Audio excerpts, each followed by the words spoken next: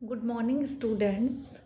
मैं डॉक्टर चंदा Keswani, associate professor political science, SPC government college Ajmer. आज हमारा टॉपिक है राज्य की उत्पत्ति। मनुस्मृति में राज्य की उत्पत्ति। यदि हम राज्य की उत्पत्ति को देखें तो मनुस्मृति में कहा गया है कि ईश्वर ने बलवानों के डर से और प्रजा में व्याप्त असुरक्षा के कारण राजा की सृष्टि की है। तो यहाँ राजा शब्द का वर्णन है, राज्य शब्द का वर्णन नहीं है, क्योंकि मनुस्मृति में राजा की उत्पत्ति को बताया गया है। लेकिन राजा की शक्ति स्वयं की शक्ति नहीं है, अपितु राजा की शक्ति संस्थागत शक्ति है, जिसका प्रयोग वह संस्थागत माध्यमों से ही करता है। इसके अतिरिक्त मनुस्मृति में ये भी कहा गया है कि राजा जो है वो कई दिव्य गुणों को लेकर आया है और कई देवताओं के दिव्य अंशों को लेकर आया है, और मनुस्मृति में उन देवताओं के नामों का भी उल्लेख है। वो देवता हैं इंद्र, वायु, यम, सूर्य, अग्नि, चंद्रमा, वरुण, कुबेर। मनुस्मृति में ये कहा गया है कि जिस प्रकार इन देवताओं की जो विशेषताएं हैं वह विशेषताएं राजा की भी होनी चाहिए। जिस तरह इंद्र वर्षा करता है, उसी तरह इंद्र की तरह राजा को भी प्रजा पर कल्याण की वर्षा करनी चाहिए। दूसरा, वायु। जिस तरह वायु जो है वो सब जगह विचरण करती है, राजा को भी वायु के समान गुप्तचरों के माध्यम से प्रजा की जानकारी लेनी चाहिए। इस तरह राजा देवताओं के अंश लेकर उत्पन्न हुआ है। और तीसरा है यम। जिस तरह यम जो है वो समय आने पर प्रिय अप्रिय सभी के प्राण ले लेता है, उसी तरह राजा को भी यम के समान समय आने पर अपराधियों को, चाहे वो प्रिय हो या अप्रिय हो, उनको दंडित करना चाहिए।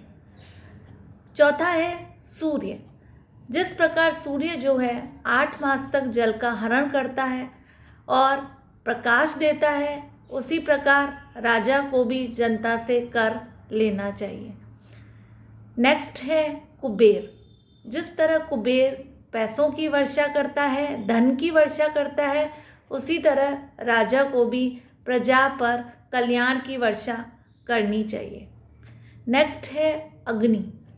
जिस प्रकार अग्नि जो है वो सबको जला देती है, तो राजा को भी अपराधियों को जला देना चाहिए, नष्ट करना चाहिए।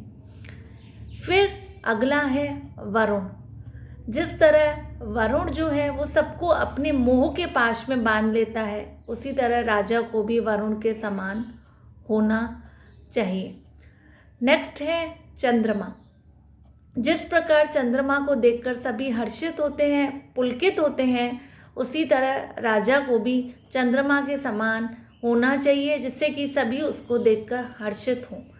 इस प्रकार मनुस्मृति में ये कहा गया है कि राजा में सभी देवताओं के अंश होने चाहिए, और राजा जो है वो इन देवताओं के समान अंश लेकर उत्पन्न हुआ है और इन देवताओं के समान ही वो कार्य करेगा।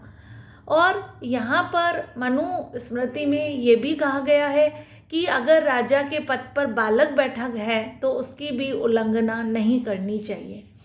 तो यहाँ राजा की शक्ति स्वयं की निजी शक्ति नहीं है, वरन राजा की शक्ति संस्थागत शक्ति है, और वह इसका प्रयोग अपने पद पर ही रहकर कर सकता है। और मनुस्मृति में भी राज्य की उत्पत्ति के स्थान पर राजा की उत्पत्ति शब्द का वर्णन किया गया है, लेकिन राजा जो है वो भी किसी तरह का कोई गलत कार्य नहीं कर सकता, क्योंकि राजा जो है वो भी अपने नैतिक कर्तव्यों से बंधा हुआ है, इस कारण वो कोई गलत कार्य नहीं कर सकता। इस तरह मनुस्मृति में राज्य की उत्पत्ति का वर्णन किया गया है। धन्यवाद।